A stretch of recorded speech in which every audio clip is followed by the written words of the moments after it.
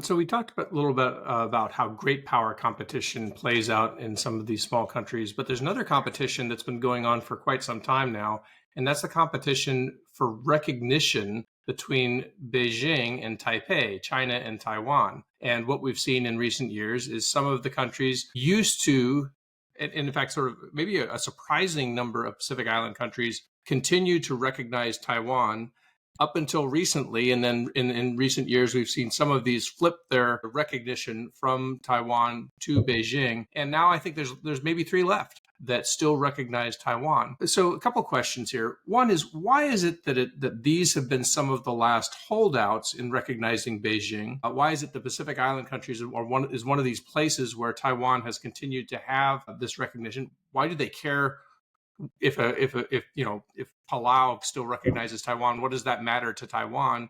What does it mean to a country that all of a sudden China starts putting pressure on them? You have to recognize us, and how is Taiwan responding? Countries want to maintain their own sovereignty, number one. They don't want to choose. And I think, however, at the same time, a leader in the Pacific is responsible for its peoples.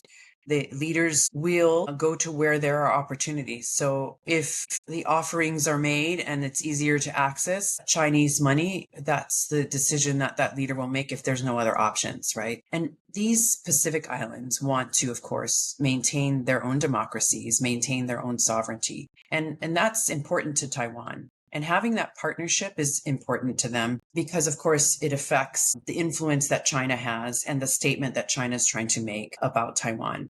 So in any case, that is why Taiwan continues to invest also in the Pacific Islands. But again, the pressure for many of these countries to not recognize Taiwan is real.